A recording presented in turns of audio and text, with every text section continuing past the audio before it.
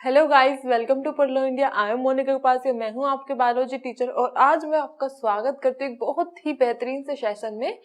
जो मैं आपको चैप्टर पढ़ाने वाली हूँ उसका नाम है एनवायरमेंटल इश्यूज।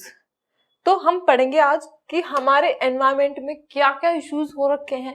भाई सबसे ज्यादा इम्पोर्टेंट बात है, क्योंकि हमें रहना कहाँ है, हमें इसी एनवायरमेंट में रहना है और हमें इस एनवायरमेंट को बिल्कुल अच्छा बना के रखना है। नहीं तो देखो, आपने पॉल्यूशन का रखा है इतना ज्यादा। पॉल्यूशन के बारे में हम पढ़ेंगे इस चैप्टर में, है ना।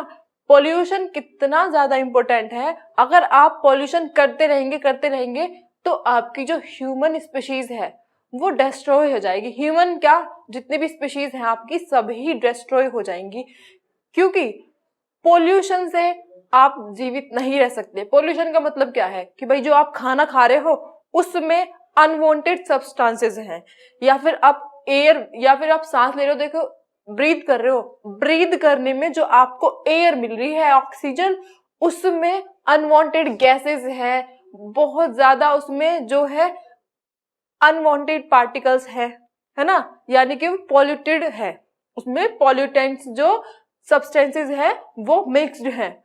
तो आपके लिए कितनी ज्यादा हार्मफुल है ये। तो आपको जहां पे रहना है अपने चारों तरफ के उस एनवायरनमेंट को भी अच्छा रखना कितना ज्यादा जरूरी है, क्योंकि भाई आपकी फूड चेन पे कितना इफेक्ट पड़ेगा। अभी तो देखो बहुत कम पॉल्यूशन है, पॉल्यूशन तो बहुत है लेकिन हमारे जीने के लिए तो फिर भी हम जी रहे हैं, ठीक है। पॉल्यूशन है लेकिन उसके साथ हम जी रहे हैं। लेकिन अगर ऐसे ही ये पॉल्यूशन बढ़ता रहा तो क्या होगा, जितने भी जो ऑर्गेनिज्म है वो फूड चेन जो है वो डिस्ट्रॉय होती चली जाएगी। कि भाई पहले जो माइक्रो ऑर्गेनिजम्स हैं उनका मरना स्टार्ट हो जाएगा, फिर जो मेगा जो है ऑर्गेनिजम्स हैं उनका मरना स्टार्ट हो जाएगा। तो जो ऑर्गेनिजम्स हैं उनकी फूड चेन डिस्टर्ब होने से क्या होगा कि ऑर्गेनिजम्स जो है वो मरना स्टार्ट हो जाएंगे, है ना।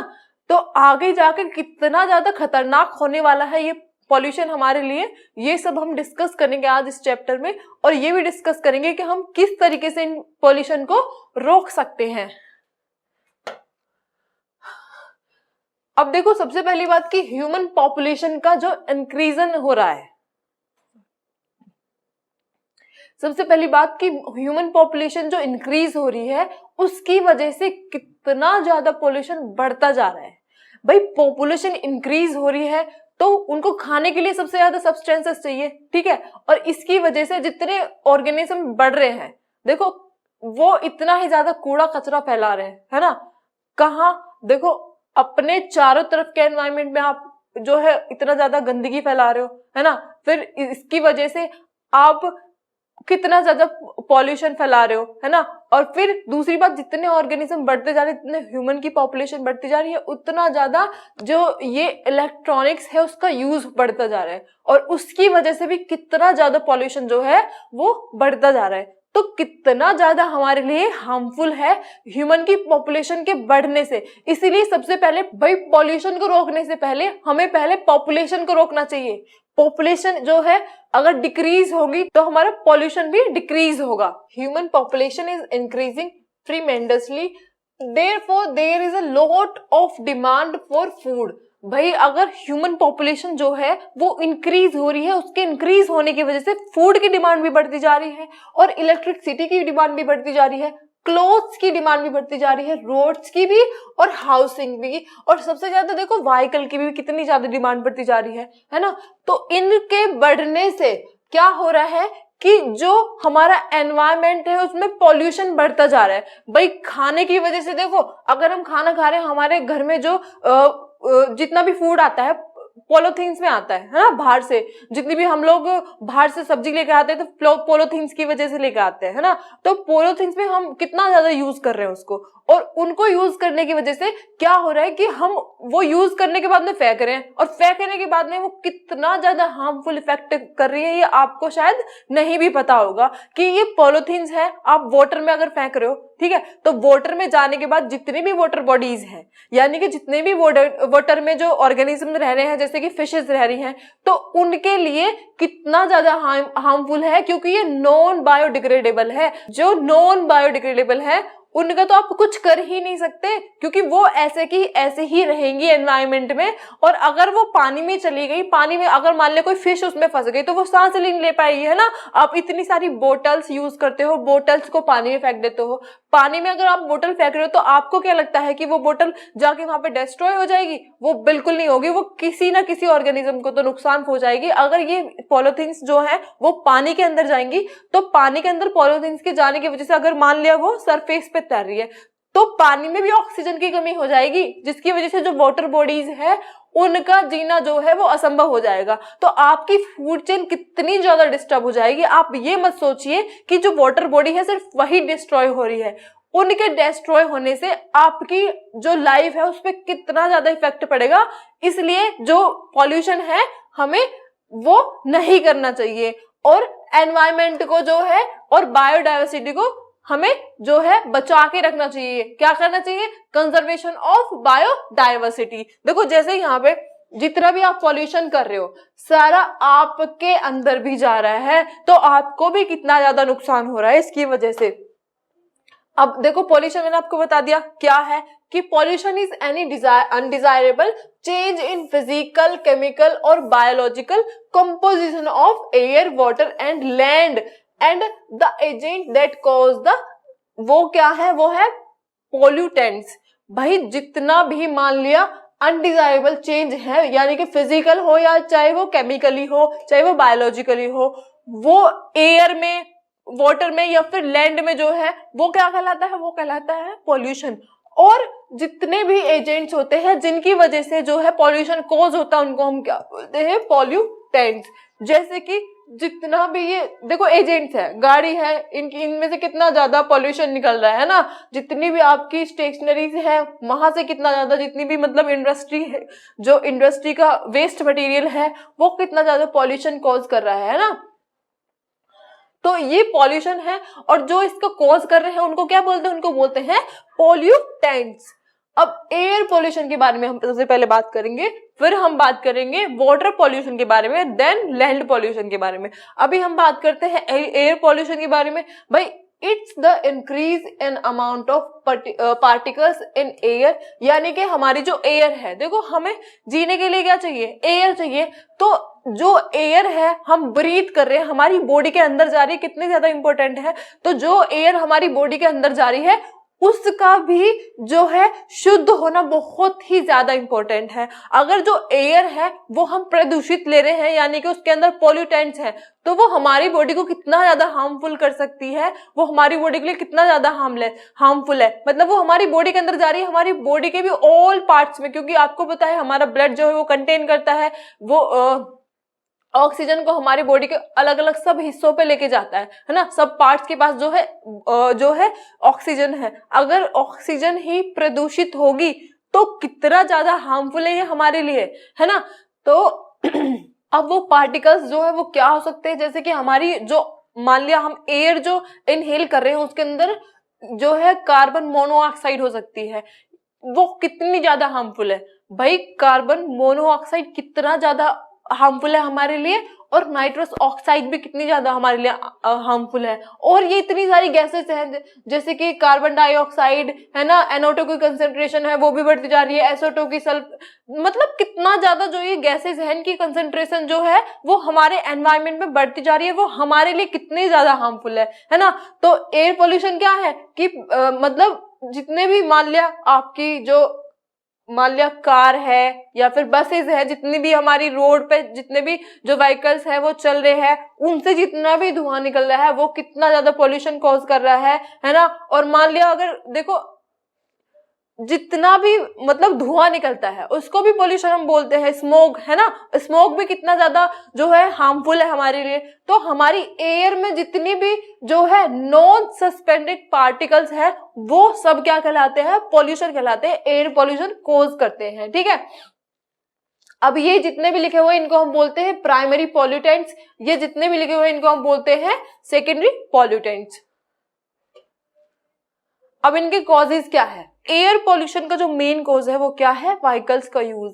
भाई आपको पता है कि भाई सबसे ज्यादा तो हमारी दिल्ली में ही कितना ज्यादा पॉल्यूशन है, क्योंकि कितनी सारी व्हीकल्स हैं हर जगह पे, जहां देखो है ना, कितना ज्यादा आपको स्मोक दिखाई देता होगा कि भाई अगर आप किसी एक पर्टिकुलर जगह पे खड़े हो, वहां से अगर दूसरी जगह को देख रहे हो ना, तो बीच में कितना जो धुआं है, धुआं टाइप जो स्मोक है वो दिखाई देता है। वो क्या है? वो पॉल्यूशन ही तो है। अगर आप दिल्ली की जगह कहीं अच्छे गांव में जाके देखोगे तो वहां पे कितनी क्लियर वो चीजें दिखाई देंगी, है ना। तो वो क्लियरिटी जो है, जो बीच में दिखाई देती है, वो स्मोक नहीं है ना, तो वहां पे पॉल्यूशन कम है।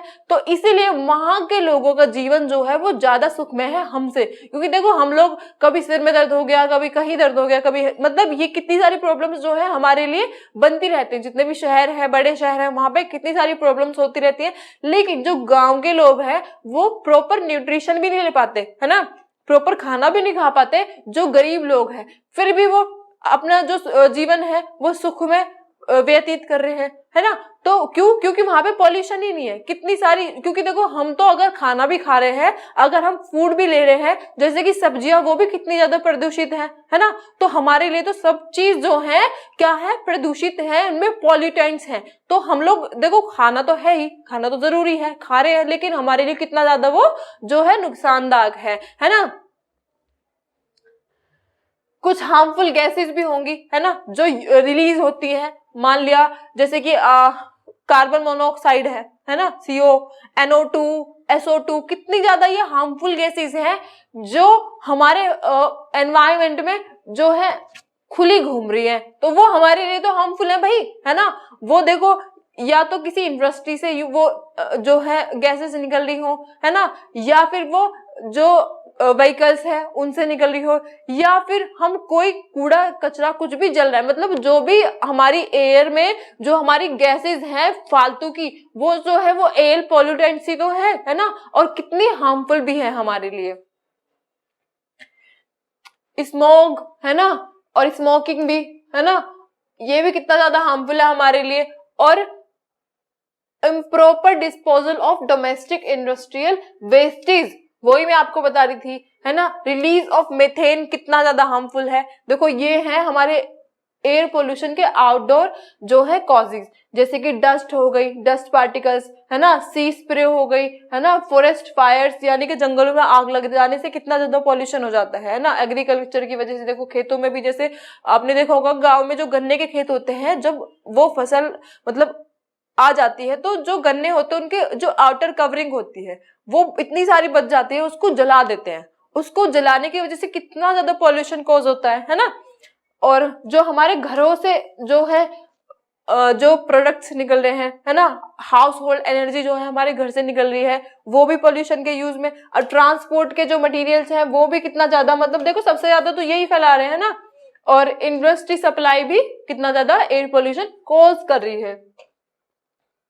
एक बात और देखो, ये परसेंटेज है कि जो हमारी गैस कार्स है और ट्रक्स है वो 25 पॉल्यूशन जो है वो कर रही है, और 30% देखो हम लोग जो है जो इंडस्ट्री वगैरह है उनमें कितना ज्यादा पॉल्यूशन कर रहे हैं, 30%। 25% एग्रीकल्चर की तरफ से हो रहा है ना, और घरों से 5% हम लोग भी कर रहे हो, और छोटा मोटा जो है वो 5% होता रहता है। और डीजल वाली बसेस या गाड़ी है वो भी 10% पॉल्यूशन जो है एयर पॉल्यूशन कॉज करती हैं।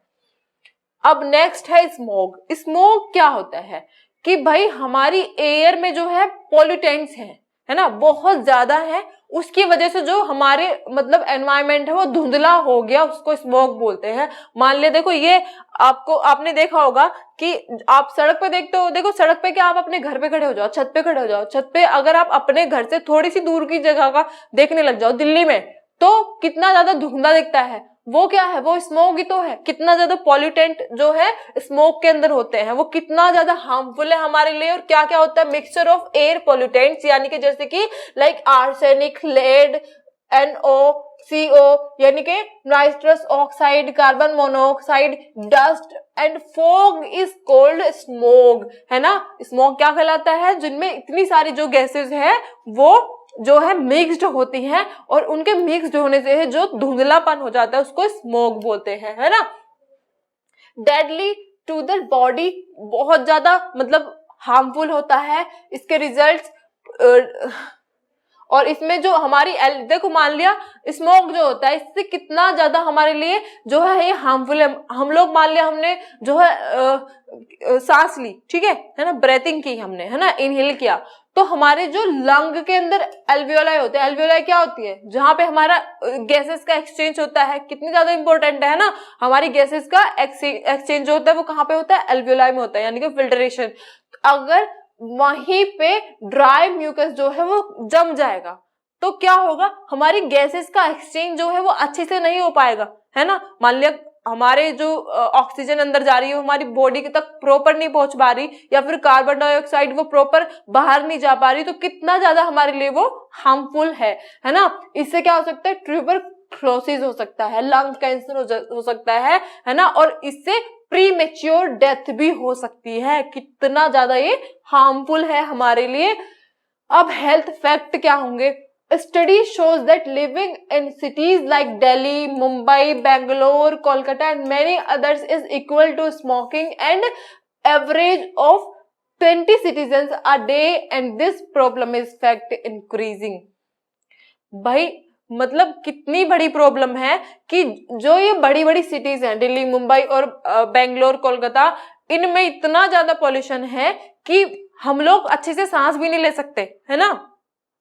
और ये सबसे बड़ा जो है प्रॉब्लम है इन सिटीज की कि भाई सिटीज में जो है इतना ज्यादा पॉल्यूशन हो रखा है कि हम लोग अच्छे से सांस भी नहीं ले सकते, और हम लोग खुले देखो अभी तो कोरोना चल रहा है, कोरोना की वजह से हम लोग जो है मास्क यूज कर रहे हैं, लेकिन पहले कौन मास्क यूज करता था। तो इतनी ज्यादा पॉल्यूटेड एयर जो थी वो हमारे अंदर जा रही थी, और अंदर जाके जो हमारी लंग्स के अंदर एल्वियोलाई होती है उनमें एक ब्लैक कलर का जो है जो वो इकट्ठा हो रहा था पदार्थ, है ना, सब्सटेंस जो है ब्लैक सब्सटेंस वो इकट्ठा हो रहा था। इससे क्या हो रहा था, इम्प्रॉपर जो है हमारी जो हमारी गैसेस होती हैं उनका एक्सचेंज इम्प्रॉपर हो रहा था, यानी कि एक्सचेंज ऑफ गैसेस जो है वो प्रॉपरली नहीं हो पा रहा। इसकी वजह से कितनी सारी बीमारियां भी कॉज हो रखी थी। अब देखो ways we can help reduce air pollution and global warming, यानी कि हम किस तरीके से एयर पोल्यूशन को रिड्यूस कर सकते हैं, जैसे कि reducing the use of vehicles for travelling short distance and carpooling. भाई अगर आपको कहीं थोड़ी सी दूर में जाना है, मतलब थोड़ी सी दूर के लिए जाना है, तो आप मत यूज करो व्हीकल्स का, है ना, तो उससे भी थोड़ा सा जो है हमारा एयर पोल्यूशन जो है वो कम होगा। Of use of hydrogen power in cars and machines और हाइब्रिड कार्स, मतलब हाइड्रोजन पावर का यूज करना चाहिए हमें कार्स में, bye planting trees across town and growing plants in our Holmes. ज्यादा से ज्यादा प्लांट्स को लगाना चाहिए, जिससे कि जो हमारे एनवायरमेंट में पॉल्यूशन हो रखा है, जो प्लांट्स हैं कितनी ज्यादा हेल्प करते हैं ऑक्सीजन, क्योंकि वो कार्बन डाइऑक्साइड तो भाई जितना भी हम लोग गंदगी छोड़ रहे हैं वो ले लेते हैं, है ना, तो वो ऑक्सीजन छोड़ते हैं। हमें ज्यादा से ज्यादा क्या चाहिए, ऑक्सीजन चाहिए, तो ज्यादा से ज्यादा हमें क्या करना चाहिए, प्लांट्स को यूज करना चाहिए। Use of electrostatic precipitators, bag houses, precipitate scrubbers. देखो ये क्या होते हैं इलेक्ट्रोस्टैटिक प्रेसिपिटेटर्स, इनसे क्या होता है कि भाई जो हमारे मान लो इंडस्ट्री है ना, कोई कंपनी है ना, वहां पे कुछ बन रहा है और बनने के बाद में इतनी सारी गंदगी निकल रही है उसमें से, तो हमें जो इलेक्ट्रोस्टैटिक स्क्रबर्स हैं उनको यूज करके उसको फिल्ट्रेशन करना चाहिए, है ना। फिल्ट्रेशन कैसे होगा कि मान लिया कोई उसके अंदर जो गंदगी है, हमारी जो इंडस्ट्री है उनके अंदर गंदगी है, ठीक है, तो वो गंदगी जो है सबसे पहले क्या करना चाहिए, उसका फिल्ट्रेशन करना चाहिए। फिल्ट्रेशन करने के बाद में जो मोटा मोटा गंदगी है ना वो तो वहीं पे रह जाएगी। जैसे मान लिया हम घर में चाय बनाते हैं, हम उसको छानते हैं, तो जो चाय की पत्ती है वो ऊपर ही रह जाती है ना, तो वो क्या हुआ कि भाई नीचे तो तुम्हें क्या है, एक लिक्विड मिल गया, तो इस तरीके से हमें लिक्विड मिल जाएगा और उसका जो बाहर का जो कचरा है वो फिल्टर हो जाएगा, है ना। उसके बाद में हमें क्या करना चाहिए कि सेडिमेंटेशन करना चाहिए। सेडिमेंटेशन का मतलब है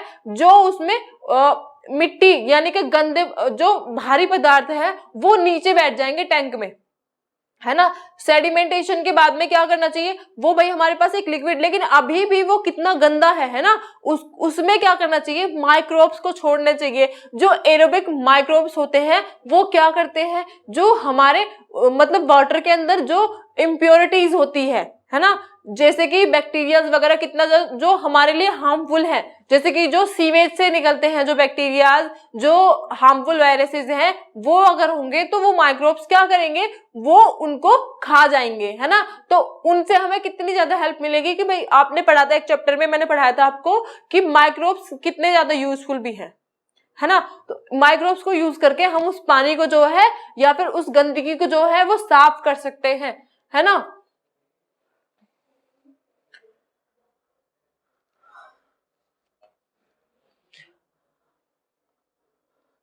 अब ये कुछ लॉज थे जो पास्ड आउट हुए थे, यानी कि एक्ट जो है कुछ दी गई थी एनवायरमेंट के लिए, ये आपको याद करनी है। जैसे कि एनवायरमेंटल प्रोजेक्ट जो है वो 1990 में आया था, एनवायरमेंट एक्ट जो है वो 1995 में, अब ब्रिटिश क्लीन एयर एक्ट जो है 1956 में, ये आपको लर्न करनी है।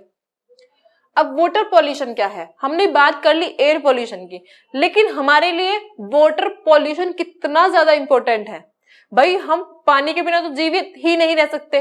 जैसे कि आपको पता है कि जल ही जीवन है, तो जल अगर जीवन है तो जीवन को भी तो शुद्ध बनाना चाहिए, उसको क्यों गंदा कर रहे हो, है ना। तो the pollution of water bodies with substances like domestic wastage, industrial, thermal, mineral, toxic and nitrogen and phosphorus rich wastage जो है वो हम वाटर में क्या कर रहे हैं, मतलब पोल्यूटेंट्स की तरह यूज कर रहे हैं। भाई पोल्यूटेंट्स है वो हमारे लिए हार्मफुल हो रखे हैं, है ना। अब द न्यूट्रिएंट्स रिच वेस्टेज यानी कि multiply the algae concentration in the water bodies and this leads to depletion of oxygen in these bodies and hence leads to the death of fish and other biodiversity in the area। अगर ये आपको पानी दिखाई दे रहा है ना, इस पानी के अंदर आपके जितने भी इंडस्ट्रियल एरियाज है, वहां से जो गंदगी है वो कहाँ जा रही है। भाई अगर मान लिया जो है नालों में जा रही है, नाली से कहाँ जा रही है, नालों से कहाँ जा रही है, भाई नदियों में जा रही है, नदियों से कहाँ जा रही है, समुद्र में जानी है। तो इनडायरेक्टली आप क्या कर रहे हो, जो वाटर बॉडीज है उनको हार्मफुल जो है सब्सटेंसेस प्रदान कर रहे हो, है ना। तो वो कितना ज्यादा हार्मफुल है भाई उनके लिए। मान लिया अगर आपने यहाँ पे कोई बोतल ऐसे डाल दी, है ना, या फिर कोई पॉलिथीन ही डाल दी यहाँ पे, ठीक है, और यहाँ पे कोई फिश है, मान इसमें अगर वो फंस गई तो क्या होगा, तो वो मर जाएगी, है ना। और अगर यहाँ पे जो पॉलिथीन है वो अगर यहाँ पे वो उसमें भी फंस सकती है, पॉलिथीन अगर यहाँ पे इकट्ठा भी हो गई, बहुत सारी ऐसा भी देखो, आपने देखा होगा जो शहर के किनारे वाली जो नदियां होती हैं या जगह होती है जहाँ पे पानी होता है, वहां पे कितनी ज्यादा पॉलिथीन का ऐसे ढेर लग रखा होता है। तो उनके ढेर लगने से क्या होता है कि जो वो जगह है वहां पे जो अगर मान लो ऊपर जो है पन्नियों की यानी कि पॉलिथीन की लेयर हो गई, तो नीचे जो वाटर बॉडीज में एनिमल्स हैं वो तो मर जाएंगे क्योंकि उनको ऑक्सीजन ही नहीं मिलेगी, है ना। तो वाटर पॉल्यूशन हमारे लिए कितना ज्यादा हार्मफुल है ना। हम लोग अपना वाटर तो जो आजकल फिल्टर करके पी रहे हैं, है ना। ऐसा भी तो होता है कि आप नहा नहीं पाते फिल्टर पानी से, तो क्या होगा, आपको बैक्टीरिया जो है वो जब भी इफेक्ट कर देगा, कितनी सारी बीमारियां आप कोज करवा लेते हो, है ना। आप अपने घर में फिल्टर कर सकते हो, बाहर जाके तो फिल्टर नहीं कर सकते। अगर आपने किसी ने आपको बता के दे दिया कि भाई फिल्टर पानी है तुम पी लो, तो तुम्हारे लिए कितना ज्यादा नुकसानदायक है। और जो एनिमल्स है, जो जीव है बेचारे, जो बोलते भी नहीं है, उनका कितना ज्यादा नुकसान कर रहे हो आप। तो जो वाटर पॉल्यूशन है उसको हमें रोकना चाहिए। अब एक टर्म है बायोमैग्निफिकेशन, ये क्या होता है, it is increase in toxicity among the food chain at successive trophic levels. This phenomena is well known with mercury and DDT। देखो बायोमैग्निफिकेशन का मतलब है कि जो टॉक्सिसिटी है वो इंक्रीज हो रही है हमारी फूड चेन में। जैसे कि ये हमारी फूड चेन है, ठीक है, ये हमारी फूड चेन है कि भाई छोटे जो मान लिया ऑर्गेनिजम्स हैं उनको बड़े ऑर्गेनिजम्स खाएंगे, कि छोटी फिश है उनको बड़ी फिश खाएंगी, है ना। तो उनको बड़ी फिश खाएंगी अगर उनको वो खा रहे हैं, ठीक है। मान लिया इसके अंदर कोई टॉक्सिसिटी है इस ऑर्गेनिज्म के अंदर, तो इसने खा ली, तो इसके अंदर उस टॉक्सिसिटी का लेवल इतना था, इस बड़ी फिश ने खा ली इसको, है ना। तो वो भाई मान लिया ये तो एक ऑर्गेनिज्म खा रही है यहाँ से, तो इसमें इतनी आई है, लेकिन बड़ी फिश तो 4 फिश खाएगी अगर वो 4 फिश खाएगी तो उसमें टॉक्सिसिटी जो है वो और भी ज्यादा बढ़ जाएगी, है ना। और अगर जो है कोई और ऑर्गेनिज्म मान ले 4 बड़ी फिशेस को खाएगा ये, है ना, तो अगर ये 4 बड़ी फिशेस को खाएगा तो इसमें टॉक्सिसिटी जो है और भी ज्यादा बढ़ जाएगी। और अगर ऐसे एनिमल्स को ये ज्यादा खाएगा तो इसमें भी टॉक्सिसिटी जो है वो बढ़ जाएगी। तो इसलिए जो मैग्निफिकेशन है, बायो मैग्निफिकेशन है, वो कितना ज्यादा हार्मफुल है हमारे लिए, ठीक है।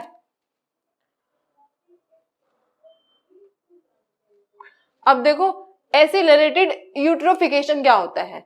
Eutrophication is the ageing of lake to convert into land. जो लेक होते हैं उनको लैंड में कन्वर्ट करने की जो प्रक्रिया होती है उसको क्या बोलते हैं, यूट्रोफिकेशन। जैसे कि आपने देखा होगा कि मान लिया कोई लेक है, ठीक है, कोई लेक है, वो जितना गहरा होगा, जितना ज्यादा उसकी जो है गहराई होगी, डेंसिटी होगी, उतना ज्यादा वो जो है उसका वाटर जो है वो अच्छा होगा, है ना, उतना ज्यादा जो है वाटर जो है फ्रेश होगा। और उसके अंदर जितनी जो वाटर बॉडीज हैं यानी कि वाटर ऑर्गेनिजम्स हैं वो ज्यादा ग्रो करेंगे, उसके अंदर ज्यादा रहेंगे, है ना। और जितना ही उसका जो लैंड में वो कन्वर्ट, भाई तुम अगर उसमें मान लिया वेस्ट पदार्थ डाले जा रहे हो तो कभी तो ऐसा होगा कि वो बढ़ता चला जाएगा, तो जो उसका मतलब जो उसकी डेंसिटी है वो कम होती चली जाएगी, है ना। तो डेंसिटी कम होने की वजह से कितना ज्यादा इफेक्ट पड़ेगा वाटर बॉडीज पे। तो मतलब ये जो है जनरली टेक्स 1000 ऑफ ईयर्स और मोर, मतलब ये बहुत ज्यादा टाइम ले लेता है, क्योंकि आप देखो पॉल्यूशन बढ़ा रहे हो, ऐसा तो नहीं है कि एकदम से बढ़ रहा है ना। अगर आप वाटर के अंदर जो अनवांटेड सब्सटेंसेस हैं वो डाल रहे हो तो वो थोड़े थोड़े डाल रहे हो, वो धीरे धीरे जो है बढ़ता जा रहा है वाटर पोल्यूशन, ठीक है। तो but human activities have accelerated this natural process and as a result many lakes are already extinct. इसी की वजह से जितने बहुत सारे लेक्स ऐसे हैं आज भी जो एक्सटिंक्ट हो चुके हैं। आपने गांवों में देखा होगा अगर छोटे मोटे जो मतलब जो छोटे मोटे लेक होते हैं गांव में होते हैं तो वहां पे कूड़ा डालते जाते ऐसा एक टाइम आता है कि जब वो लेक दिखाई नहीं देता कि कहीं पे लेक है, वो कूड़े का ढेर बन जाता है ना। जैसे आपने अपने दिल्ली में भी देखा होगा गाजीपुर में एक ढेर बना हुआ है ना। तो वो बनता जा रहा है, कितना ज्यादा वो हार्मफुल है हमारे लिए। It is caused due to the dumping of nutrient rich in thermal waste into lakes, यानी कि जो थर्मल वेस्ट है उनको लेक्स में डालने की वजह से जो है वो डंपिंग हो रही है न्यूट्रिएंट्स की। Death of biodiversity living near the polluted water bodies, accelerated global warming and extinction of many species. देखो अभी तक जो है बहुत स्पीशीज का जो है एक्सटिंक्शन हो चुका है पॉल्यूशन की वजह से। भाई हम लोगों में अभी इतनी कैपेसिटी है कि हम इतने पॉल्यूशन को जो है सहन कर पा रहे हैं, लेकिन कुछ जो है ऐसे ऑर्गेनिज्म है जिनमें इतनी कैपेसिटी नहीं है, वो कहां से सहन करेंगे। तो जो बायोडाइवर्सिटी है आप उसको जो है कितना ज्यादा हार्मफुल जो है एजेंट्स प्रोवाइड कर रहे हो, बायोडाइवर्सिटी को कितना ज्यादा इफेक्ट कर रहे हो। अपनी बायोडाइवर्सिटी को बचाना जो है बहुत ज्यादा इंपॉर्टेंट है, आपको पता है ना। अब DDT reduces fat levels. It is an endocrine disruptor, causes cancer, causes developmental and reproductive toxicity, causes Parkinson's and asthma and thickening of egg shells. भाई DDT जो है ये कितना ज्यादा हमारे लिए हार्मफुल है कि इससे जो है हमारी एंडोक्राइन सिस्टम कितना ज्यादा इंपॉर्टेंट है। हमारी बॉडी के ऑलमोस्ट ऑल फंक्शन को कौन कंट्रोल करता है, एंडोक्राइन सिस्टम। ये अगर उस पर इफेक्ट कर देगा तो हमारी बॉडी का क्या हाल होगा, है ना। और इससे कैंसर भी हो सकता है और इससे जो है डेवलपमेंट में भी बहुत ज्यादा प्रॉब्लम हो सकती है, रिप्रोडक्टिव जो है हेल्थ हमारी खराब हो सकती है ना। और अस्थमा हो सकता है और हमें एक्सेस जो है वो भी थिन हो सकती है, ठीक है। India has the most polluted reverse in the world. India के पास में सबसे ज्यादा मोस्ट पॉल्यूटेड जो रिवर्स है वो प्रेजेंट है। अब नेक्स्ट है बीओडी यानी कि बायोलॉजिकल ऑक्सीजन डिमांड। अब ये क्या होता है, BOD is the amount of oxygen required by the biodegradable material and the organic material living in the certain water body like lake. भाई बीओडी का मतलब है, मान लिया कोई लेक है, ठीक है, ये लेक है, ठीक है, इस लेक के अंदर ये जो है ये बीओडी यानी कि यहाँ पे ऑक्सीजन है, ठीक है, और यहाँ पे बैक्टीरिया रह रहे हैं, ये यहाँ पे बैक्टीरिया, ये इधर देख लो, देखो, ठीक है। मान लिया कि ये आपका लेक है, ठीक है, ये लेक है और ये लेक जो है यहाँ पे बैक्टीरिया रह रहे हैं, ठीक है। अब ये जो बैक्टीरिया रह रहे हैं यहाँ पे, मान ले यहाँ पे बैक्टीरिया का फूड है, ठीक है, ये फूड प्रेजेंट है बैक्टीरिया का, ठीक है। अब ये जो बैक्टीरिया है यहाँ पे जो बीओडी है, यानी कि जो अमाउंट है ऑक्सीजन का जो इनको चाहिए वो ऑर्गेनिक मटेरियल से लेते हैं, ये जो बैक्टीरिया होते हैं ऑर्गेनिक मटेरियल से लेते हैं जो अपना अमाउंट चाहिए होता है ना ऑक्सीजन का।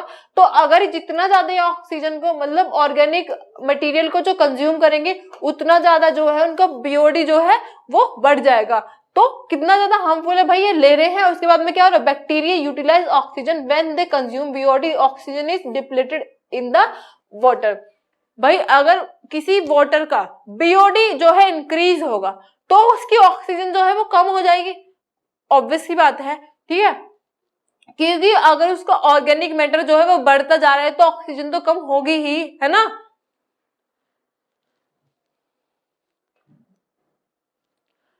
अब एक ये प्लांट होता है जिसका नाम है वाटर हायसांथ। भाई इसको जो है टेरर ऑफ बंगाल भी बोलते हैं। क्यों बोलते हैं? वाटर हायसांथ पता है कैसा होता है कि मतलब एक ये एसेक्सुअल रिप्रोडक्शन करता है ना। मान ले ये हायसांथ है, ठीक है, ये वाटर हायसांथ है, ये क्या करेगा, जैसे मैं हायसांथ हूं, यहाँ से एक लेयर निकालेगा, यहाँ पे दूसरा ऑर्गेनिज्म ग्रो हो जाएगा, यहाँ से एक लेयर निकालेगा फिर दूसरा ऑर्गेनिज्म ग्रो हो जाएगा। जैसे ये यहाँ से इसने लेयर निकाली और यहीं से इसने दूसरा जो ऑर्गेनिज्म है वो ग्रो कर दिया, मतलब अपना ही मतलब जो अपनी प्रजाति को ये एकदम इतनी तीव्रता से बढ़ाता है, बहुत ही तीव्रता से।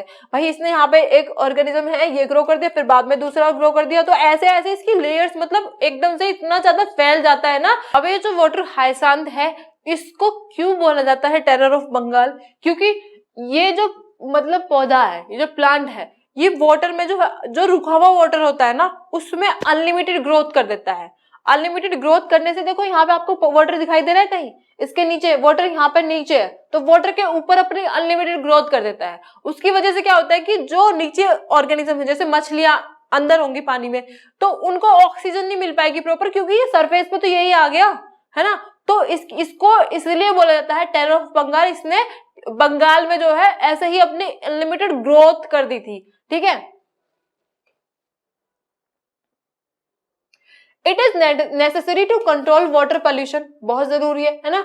It leads to diseases like jaundice, है ना, और क्लोरेला, टाइफाइड और डायसेंट्री, डेंगू, मलेरिया, बहुत सारी डिजीज जो है ये हमारे लिए कॉज कर देता है, इतनी सारी है ना।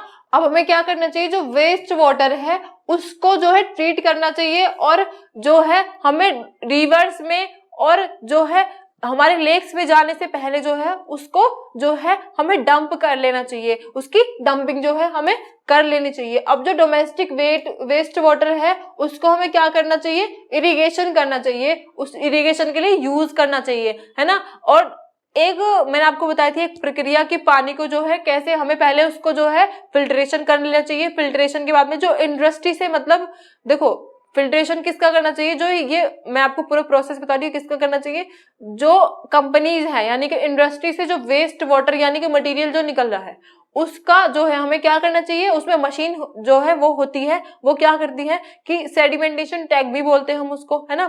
तो वो क्या करती है कि सबसे पहले जो है फिल्ट्रेशन करना चाहिए, फिल्ट्रेशन के बाद में उसका सेडिमेंटेशन करना चाहिए, फिर माइक्रोब्स छोड़ देने चाहिए जो कि उसमें वेस्ट जो बैक्टीरियाज है उनको खा जाए, है ना। फिर वो जो है वो हमारी नदियों में जाने लायक जो है पानी वो बच जाए, ठीक है। और इसके बाद में क्या करना चाहिए, हमें प्लांटिंग करनी चाहिए ट्रीज की, है ना। और एसिड रेन जो है उसको रिड्यूस करना चाहिए। एसिड रेन क्या होती है भाई, हमारे एनवायरमेंट में बहुत ज्यादा जो है पोल्यूटेंट्स मौजूद है ना। अब जो पहली रेन होती है बारिश की उसमें इतना ज्यादा पॉल्यूशन होता है, बहुत ज्यादा। एसिड रेन का मतलब है कि हमारे एनवायरमेंट में इतने सारे पॉल्यूटेंट्स जो है वो मौजूद हैं, ऊपर से अगर पानी आए तो वो उतने पॉल्यूटेंट्स को अपने साथ लेके आ जाता है। तो उस रेन की वजह से जो है वो बहुत सारा जो है पॉल्यूटेंट्स जो है वो रेन के साथ बह जाते हैं, तो उसको हम बोलते हैं एसिड रेन, ठीक है।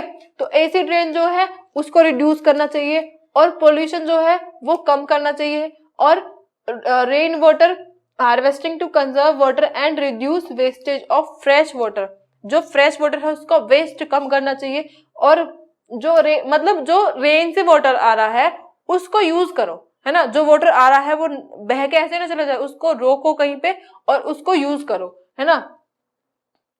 Control of use of reverse, है ना। जो हमारी रिवर्स हैं उनको कितना ज्यादा रिलीजियस के लिए यूज किया जाता है ना, तो वो भी हमें यूज छोड़ देना चाहिए, है ना। और use of dry composting toilets that do not require water, also the human waste collected can be use as good natural fertilizer. जो ह्यूमन का वेस्ट होता है उसको यूज करो, किस लिए, फर्टिलाइजर की जगह पे, है ना, तो वो भी यूज हो जाएगा, वो हमें जो है हार्मफुल नहीं होगा। अब नेक्स्ट है some important actions taken by government to reduce pollution of water bodies. मतलब गवर्नमेंट ने कुछ एक्शन लिए कि जो वाटर बॉडीज हैं, यानी कि पानी में जो ऑर्गेनिजम्स रह रहे हैं, उनका जो है कैसे बचाव हो सकता है, उसके लिए उन्होंने कुछ एक्शंस लिए। The international convention for the prevention of pollution from ships 1973 में क्या हुआ था कि as modified by the protocol of 1978। अब ये international conservation of oil pollution, भाई देखो जो ऑयल पोल्यूशन है वो बहुत ही ज्यादा खतरनाक होता है कि जहां पे ऑयल बन रहा है इंडस्ट्रीज में, वहां पे जो वेस्ट ऑयल है उसको जो है वो निकाल के नदियों में भेज देते हैं। अगर जो ऑयल अगर नदियों में पानी में चला गया तो वाटर बॉडीज तो मर जाएंगी, उनको तो ऑक्सीजन नहीं मिलेगी, है ना। तो इसलिए जो है उसको भी कंट्रोल करने के लिए उन्होंने जो है एक जो है इम्पोर्टेंट एक्शन लिया। अब एक वाटर एक्ट जो है वो इंडिया में लगी थी, वो कब लगी थी, 1974 में। इसमें क्या था कि agricultural nitrates directive UK, anything that is thrown out along with garbage such as wastage from our homes, schools, office, shops, hospitals, etc. are classified as solid wastes. These include glass, plastic, wood, metals, organic matter, food, electric equipment. देखो ये जितना भी substance है सब कैसा है, non biodegradable है। तो जो हम लोग फेंकते हैं जैसे कि गार्बेज हो गया, ये वेस्टेज तो है जो हम लोग फेंकते हैं, घरों से स्कूल से हम फेंकते हैं। तो इनसे क्या होगा, जो यहाँ से देखो हम फेंक रहे हैं, मान लीजिए हमारी नदी है, अगर हमने इसमें ही फेंक दिया, यहीं पे जो वाटर बॉडीज है वो कितना ज्यादा इफेक्टिव होंगी, है ना, मर भी जाएंगी, है ना, कुछ तो मर ही जाती है। तो देखो हमारे अंदर तो कैपेसिटी है कि हम लोग अभी इतना पोल्यूशन झेल रहे हैं, लेकिन जो माइक्रो ऑर्गेनिजम्स हैं उनके अंदर कहाँ इतनी कैपेसिटी होगी। तो जो हम लोग ये वेस्ट जो हम फेंक रहे हैं हम उसको कंट्रोल कर सकते हैं, है ना। आदमी ने पता है क्या किया था, उन्होंने जो है जितना भी मतलब हमारी इंडिया में जितना भी जैसे हम लोग पॉलिथीन फेंकते थे, तो जो गरीब लोग हैं उन्होंने जो है पैसे दिए जो गरीब लोग होते हैं, और उनको जो है बोला कि तुम जितनी भी पॉलिथीन हैं उनको इकट्ठा करके लेके आओ और बेच दो। तो जो गरीब लोग थे वो लालच में जो है सारे मतलब सब जगह से जो पॉलिथीन है उनको इकट्ठा करके लाते थे, और फिर इससे क्या हुआ, पॉल्यूशन भी कम हुआ, और दूसरा जो पॉलिथीन आई है उनका रिसाइकल भी हो गया। यानी कि जो हमें बाहर से प्लास्टिक मंगवानी पड़ती थी उसकी जो नीड थी हमारी, वो हमारे जो पहले से ही हमारे जो इंडिया में मौजूद है प्लास्टिक, उसी से जो है नीड वो कंप्लीट हो रही थी, है ना। तो ये भी बहुत अच्छा विचार था उनका, है ना। अब वाटर पॉल्यूशन के जो है सोर्सेज हैं कि कितनी जगह से, देखो एल्गी कर सकती है, आपने पढ़ा होगा एल्गल ब्लूम्स क्या होते हैं। एल्गल ब्लूम्स पता है क्या होते हैं, मान लिया जो एल्गी होती है वो वाटर के अंदर होती है ना, जो वाटर है उसके ऊपर सरफेस पे होती है। अगर कम एल्गी होगी तो वो हमारे लिए जो है इंपॉर्टेंट है, क्योंकि एल्गी ग्रीन जो एल्गी होती है वो जो है फोटोसिंथेसिस करती है ना, वो हमारे लिए अच्छी होती है। लेकिन अगर उस ही एल्गी की जो प्रोडक्शन है वो ज्यादा हो जाए, एल्गम ब्लूम पता है क्या होता है, मान लीजिए यहाँ पे वाटर है, ठीक है, वाटर है, अब ये जो एल्गी यहाँ पे प्रेजेंट है, ये यहाँ पे रेड एल्गी होती है रोडोफाइसी फैमिली की, और ग्रीन एल्गी होती है। जो ग्रीन एल्गी है मान लिया अगर वो ग्रीन यहाँ पे है, इसकी एक्सेसिव ग्रोथ हो जाना, वो क्या है, वो मतलब सारे ये जितना भी यहाँ पे आपको दिखाई दे रहा है जितना भी पानी है उसको सारे को क्या कर देंगे, ग्रीन कर देंगे, जिससे क्या होगा जो हमारा वाटर है उसके ऊपर एक लेयर बन जाएगी ग्रीन कलर की। जो एल्गी है वो ढक लेंगी वाटर को। भाई अगर वाटर ऊपर से ढक दे तो जितने भी नीचे वाटर बॉडीज है उनको तो ऑक्सीजन नहीं मिल पाएंगी। तो ये एल्गल ब्लूम्स जो है ये भी हमारे लिए जो है हार्मफुल है ना। और जो है इसके बाद में देखो हमारे घरों से कितना ज्यादा कूड़ा कचरा आता है पानी में, सब कुछ मतलब जितना भी हमारा इंडस्ट्रीज का कंबशन का, मतलब कंबशन तो चलो ऊपर जा रहा है, लेकिन जितना भी हमारा इंडस्ट्रीज का फर्टिलाइजर जो हम यूज करते हैं वो सब कुछ कहाँ जा रहा है, हमारे ग्राउंड वाटर में। और इनडायरेक्टली कहाँ जा रहा है, वो हमारे यूज के लिए यूज हो रहा है, हमारे लिए यूज हो रहा है। क्योंकि हम लोग क्या करते हैं, जो ग्राउंड वाटर है उसको यूज करते हैं। तो भाई हम लोग पीने के लिए तो चलो मान लिया फिल्टर कर लिया, लेकिन जरूरी तो नहीं है कि हम नहाने के लिए भी फिल्टर करें, तो तब भी वो हमारे लिए कितना ज्यादा यूज हो रहा है। जैसे कि सीवेज वाटर है, सीवेज वाटर जो है वो भी ग्राउंड वाटर में ही जाके मिल जाता है, फिर हम लोग उसको कंज्यूम कर रहे हैं, तो कितना ज्यादा हमारे लिए हार्मफुल है वो। अब जो ये जितना भी वेस्ट था उनको हम 3 पार्ट्स में डिवाइड कर सकते हैं। एक तो वो होंगे जो बायोडिग्रेडेबल होंगे, यानी कि जो देखो ये एक तो होंगे बायोडिग्रेडेबल मटेरियल्स, जैसे कि जो फ्रूट्स हैं, हेयर्स, मतलब पेपर्स, ये क्या हो जाते हैं, ये डिग्रेडेबल हो जाते हैं, मतलब ये जो है ये एक तरीके से गलना, मतलब ये बायोडिग्रेडेबल है। अब नॉन बायोडिग्रेडेबल क्या है, जैसे कि प्लास्टिक हो गई, हार्डवेयर्स हो गए, है ना, और बोटल्स हो गई, जितना भी पदार्थ है जो गल नहीं सकता उसको हम क्या बोलते हैं, नॉन बायोडिग्रेडेबल, है ना। अब जो है ह्यूमंस से जो एवरीडे जो है मिलियंस ऑफ टन्स जो है वेस्ट जो है वो पूरी दुनिया में कलेक्ट होता है। आप खुद देख लो आपके घर में कितना सारा वेस्ट होता है जो आप डेली का यूज करते हो, मतलब यूज नहीं कह सकते, थ्रोन करते हो, मतलब फेंकते हो कितना ज्यादा, तो वो कितना ज्यादा पोल्यूशन कॉज कर रहा है। आप ऐसा भी तो कर सकते हो भाई, अपने घर में इकट्ठा करके उसको कहीं जला दो, और जला के किसी एक जगह पे जो है उसको दाब सकते हो, है ना। तो आप खुद भी पोल्यूशन को कम कर सकते हो।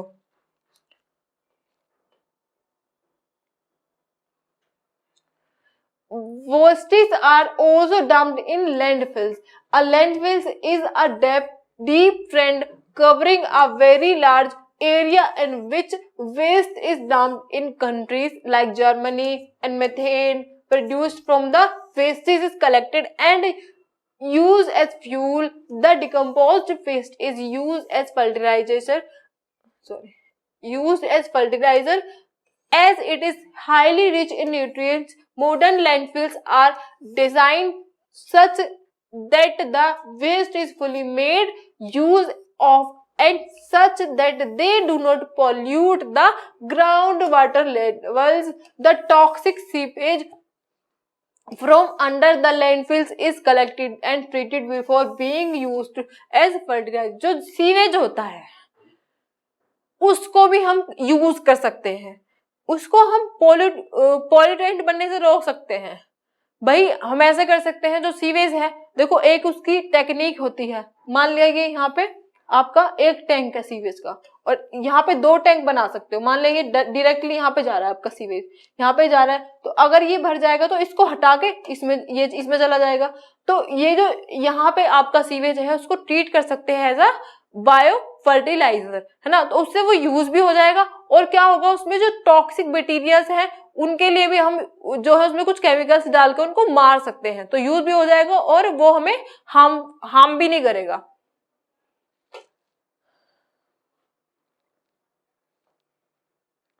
Only we can reduce the amount of produce by we could.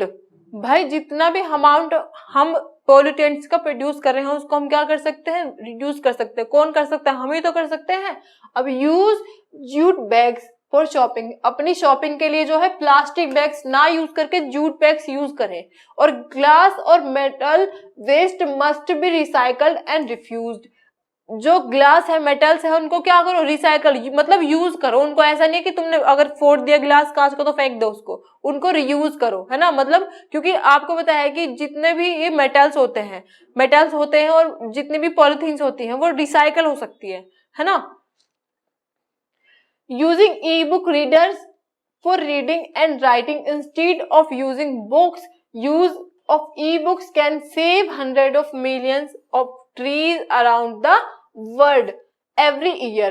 recycling of electric items instead of dumping or burning them, use of biodegradable plastic for packaging। ठीक है, अब जो एग्रोकेमिकल्स होते हैं वो क्या होते हैं और उनका इफेक्ट क्या होता है। Over the years, the use of agrochemicals has increased considerably. Most of the crops are treated with pesticides। भाई जो मान लिया आपकी एग्रीकल्चर है उसमें जो केमिकल्स यूज कर रहे हो आप उनको तो एग्रोकेमिकल्स बोलते हैं, है ना। तो जो आप कितने ज्यादा पेस्टिसाइड्स यूज कर रहे हो, इन ऑर्गेनिक फर्टिलाइजर्स यूज कर रहे हो और इंसेक्टिसाइड्स यूज कर रहे हो क्रॉप याइल्ड के लिए, तो वो कितना ज्यादा हमारे लिए हार्मफुल हो सकते हैं, है ना। क्योंकि हम लोग वो क्रॉप जो है वो खाते हैं, तो जो पेस्टिसाइड्स है हम यूज कर रहे हैं वो इनडायरेक्टली हमें तो इफेक्ट कर रहे हैं, है ना। But use of this chemicals results in biomagnification. इससे क्या हो सकता है, बायोमैग्निफिकेशन हो सकता है, यानी कि हमारे लिए कितना ज्यादा इंपॉर्टेंट है कि हम ना करें ये सब कुछ। यूट्रोफिकेशन हो सकता है, यानी कि जो लेक है उसमें जो है यूट्रोफिकेशन हो सकता है, लेक्स जो होते हैं। मैनी यूजफुल इंसेक्ट्स यानी कि rodents and micro organisms are also killed by them use of these chemicals. इनसे क्या हो जाता है, कितने सारे इंसेक्ट्स जो है वो मर जाते हैं इन केमिकल्स की वजह से। उससे क्या होता है कि भाई हमारी इनडायरेक्टली क्या हो रहा है, हमारी फूड चेन जो है वही तो इफेक्टेड हो रही है ना। दीज केमिकल्स सीप into the ground and pollute the soil and ground water. भाई ये क्या कर रहे हैं, भाई इंसेक्ट्स को तो मार रहे हैं और ऊपर से ये क्या कर रहे हैं कि जो हमारे ग्राउंड वाटर है उसको भी जो है पॉल्यूटेंट से भर दे रहे हैं। मतलब these cause cancer and inhibit development of brain and the body. कितना ज्यादा हार्मफुल है कि इससे कैंसर भी हो सकता है और हमारा जो ब्रेन है उसका भी डेवलपमेंट जो है वो रुक सकता है। Use of agrochemicals can use overcome by smart farming strategies. भाई आजकल कितना ज्यादा जो एग्रीकल्चर फील्ड है उसको जो है कितना ज्यादा स्मार्ट बनाया जा रहा है। कितनी सारी स्ट्रेटजीज होती हैं जो हम यूज कर रहे हैं। जैसे कि हम क्या कर सकते हैं, बी कीपिंग कर सकते हैं, है ना। बी कीपिंग का क्या मतलब है कि प्लेस्ड इन अ बी,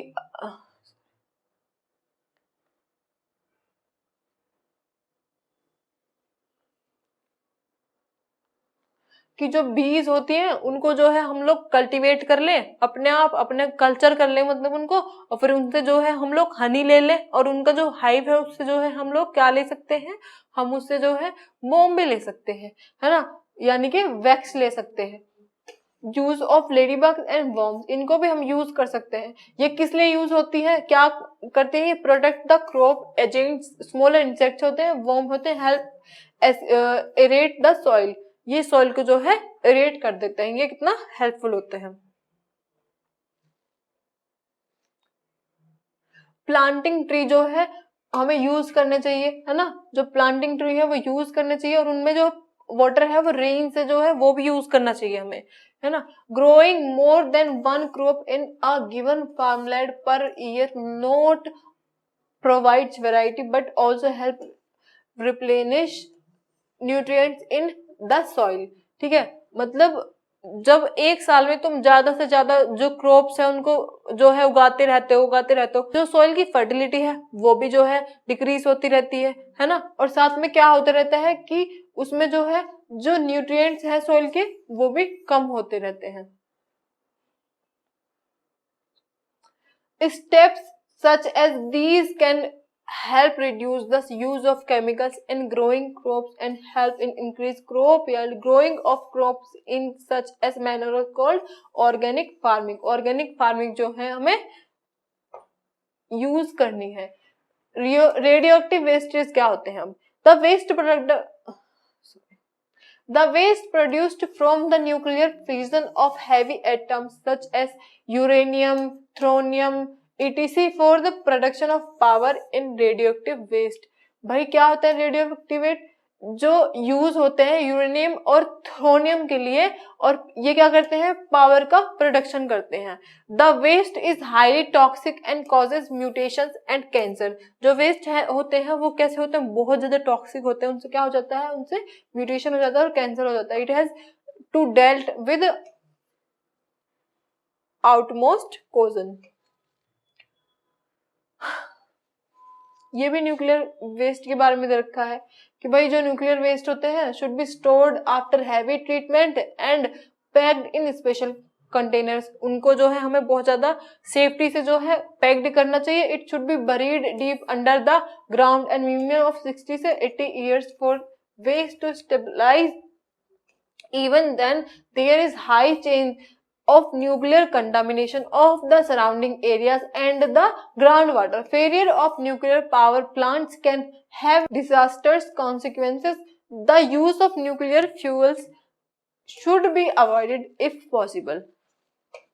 अब ग्रीन हाउस इफेक्ट क्या होता है? देखो, ग्रीन हाउस इफेक्ट का मतलब है कि कुछ गैसेस होती हैं जैसे CO2, CH4, ये क्या होती है? ग्रीन हाउस की जो है वो होती हैं, गैसेस होती हैं. मान लिया जो सन से, ये सन है, ठीक है, ये सन है, सन से जो हमें एनर्जी प्रोवाइड होती है, यानी कि जो सन हमें क्या दे रहा है? हीटिंग दे रहा है, यानी कि वो हमारे जो अर्थ है उस पे आके बढ़ रही है.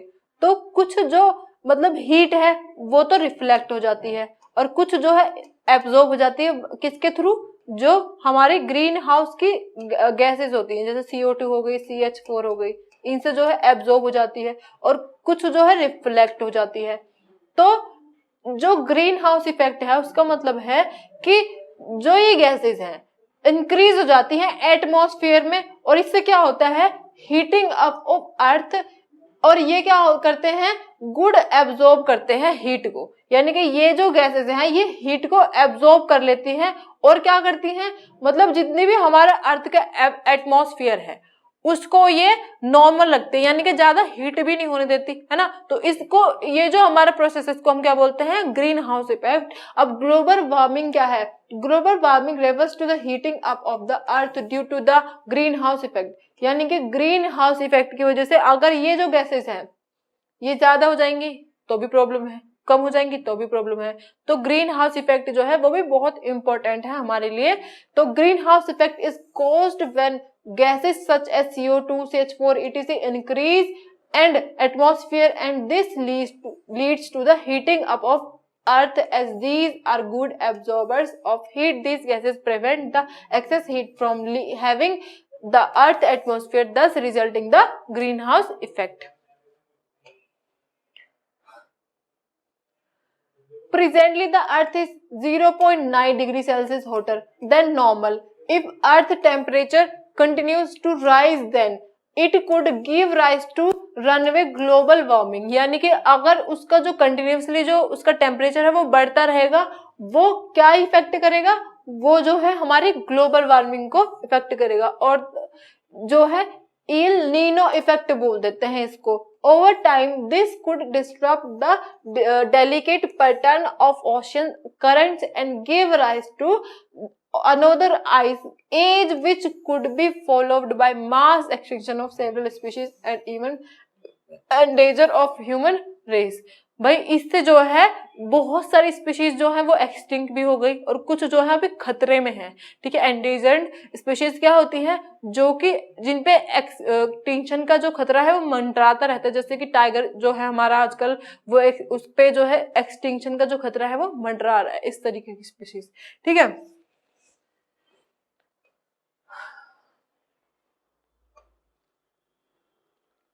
We must control global warming to ensure that the biodiversity on earth is conserved. भाई हमें जो है क्या करना है? हमें अपनी बायोडाइवर्सिटी को जो है उसका कंजर्वेशन जो है, कंजर्वेशन बहुत ज्यादा इंपॉर्टेंट है. The following steps can help reduce global warming. Use of hydrogen fuels, यानी कि हाइड्रोजन फ्यूल्स का हमें यूज करना चाहिए. Reducing the dependence of fossil fuels, improving the efficiency of engines and turbines can drastically reduce pollution and also help save millions of dollars euros area every year. ठीक है. तो जो हमारा ये जो एफिशिएंसी है इंजन्स की और टर्बिन्स की, ये क्या कर रही है? हमारे पॉल्यूशन को जो है बहुत ज्यादा बढ़ा रही है, ठीक है. अब इनको जो है हमें क्या करना है? इम्प्रूव करना है. अब controlling the reducing of human population, human population को रोकना है. भाई ह्यूमन पॉपुलेशन की वजह से भी तो कितना ज्यादा इफेक्ट हो रखा है ना. प्लांटिंग करनी है ना, बहुत सारे ट्रीज की, है ना. मैग्नेटिक रेस का हमें यूज करना चाहिए.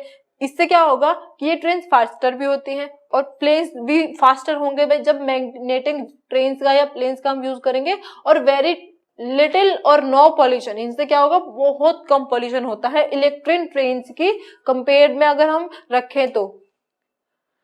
अब जो ओजोन लेयर है हमारी, उसका डिप्लीशन हो रहा है, वो भी कितना ज्यादा हमारे लिए हार्मफुल है। भाई ओजोन लेयर से क्या होता है, मान लिया ये हमारे जो अर्थ है, ठीक है, ये हमारी अर्थ है, इसकी जो बाहर वाली लेयर यानी कि ट्रोपोस्फेयर होती है, वहां पे क्या है, ओजोन लेयर है, ठीक है।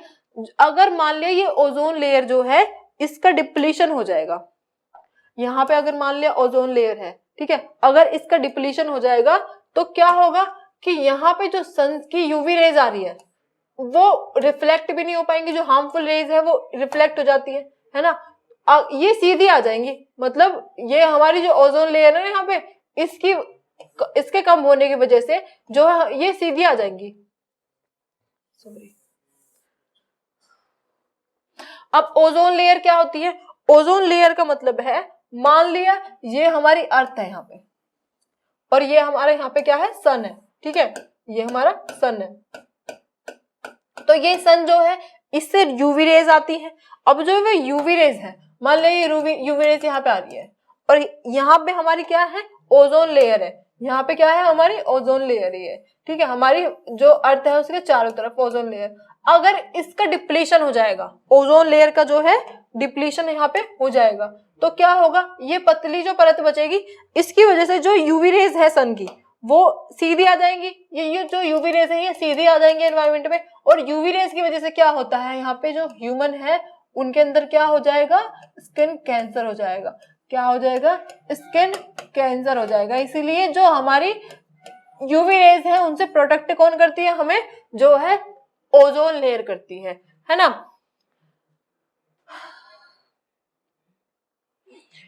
अब मैंने बताया कि जो हमारी ozone is formed in stratosphere, यानी कि यहाँ पे हमारी जो है लेयर होती है जिसको बोलते हैं stratosphere, by the effect of UV rays on to thickness of ozone is measured in Dobson unit.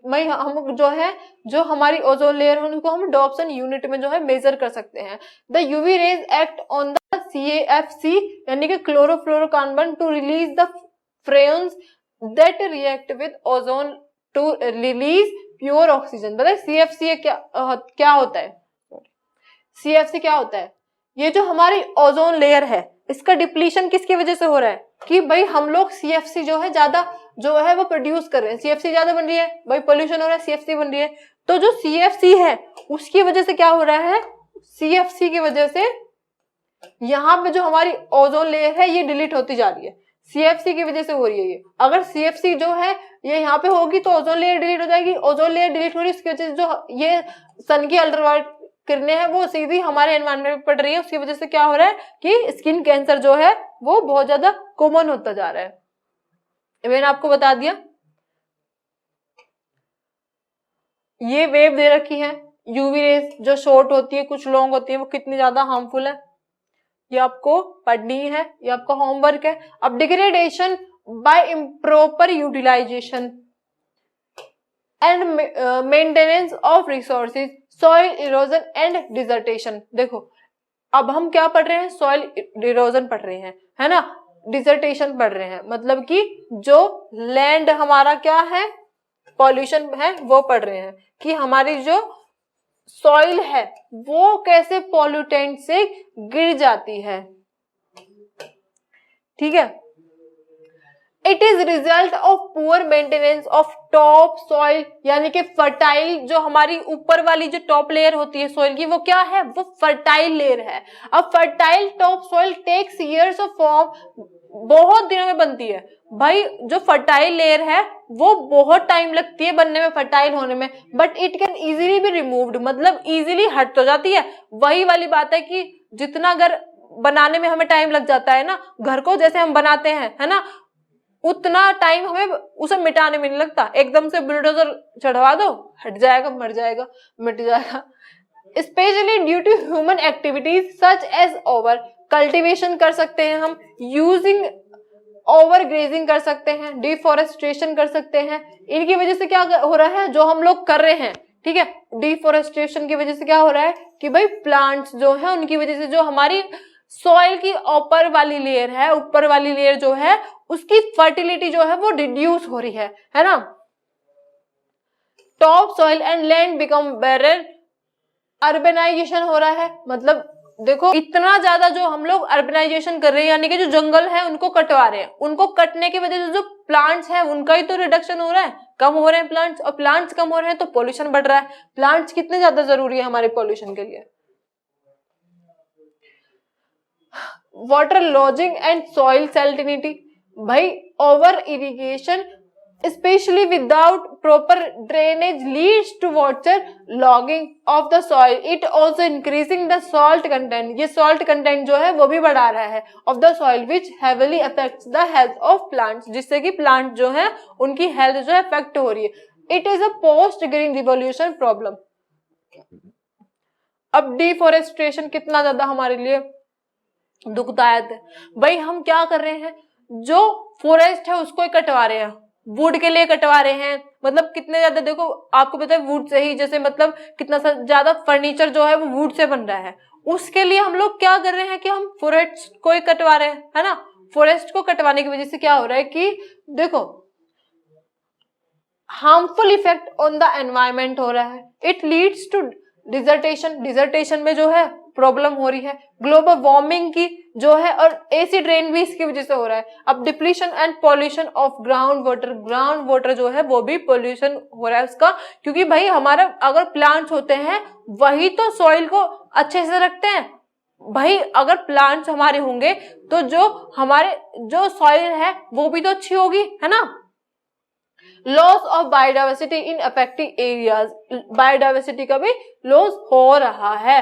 There are various efforts to conserve the forest, hug a tree movement, organizations working to save trees in India, America, Devi Besnoy यानी कि wild life protection awards is given to individuals or organizations that show courage and dedication towards biodiversity. अभी कुछ steps हैं जो हमें conserve करने चाहिए trees के लिए, यानी कि avoiding the help paper two read books and news, ठीक है। इससे क्या होगा कि जो हमारा डिफोरेस्टेशन है वो रुक जाएगा, कि भाई हम अगर पेपर्स का यूज कम करेंगे ना तो भाई हमें जो लकड़ी है उसकी भी जरूरत कम होगी, है ना। रिफोरेस्टेशन करना चाहिए कि हमें दोबारा से जंगल जो है उगाना चाहिए, या फिर हमें अपने घरों में ही प्लांट्स लगाने चाहिए, है ना। Controlling growth of human population, human population की जो ग्रोथ है उसको कम करना चाहिए। अगर ग्रोथ कम हो जाएगी ना तो सारी प्रॉब्लम कम होती चली जाएंगी, है ना, ह्यूमन पॉपुलेशन की। सिटीज को जो है बढ़ावा दे रखा है कि भाई सिटीज बढ़ाओ, यहाँ मतलब अगर दिल्ली है वो इतनी होगी पहले और वो इतनी बढ़ती जा रही है, दिल्ली इतनी ज्यादा बढ़ रही है, तो क्या हो रहा है कि भाई जो डिफोरेस्टेशन हो गई तो भाई दिल्ली बढ़ रही है, जो गांव थे उनको शहर में कन्वर्ट किया जा रहा है। Forming groups and communities to fight against deforestation, seeking help from government and non-governmental organizations for the conservation of forest, creating awareness about illegal sealing of forest lands and companies and reaches जो है social grouping। Thank you so much. यहाँ पे आपका chapter खत्म हो जाता है environmental issues. तो आपको पूरा समझ में आया कि किस तरीके से आपको पॉल्यूशन को रोकना चाहिए, क्या है पॉल्यूशन, ये तो आपको समझ में आया होगा। लेकिन आपको जो समझना है वो इम्पोर्टेंट बात है कि आपको समझना है कि जो पॉल्यूशन है उसको कैसे रोक सकते हो, क्योंकि भाई हमारे देश का युवा जो है वही तो फ्यूचर है हमारे देश का। तो हमारे देश के युवा को ही जो है पॉल्यूशन रोकना होगा। पॉल्यूशन के कितने ज्यादा हार्मफुल इफेक्ट्स मैंने आपको बताए, उस लिए आपको जो है पॉल्यूशन को रोकना ही होगा। थैंक यू सो मच, बने रहिए हमारे साथ।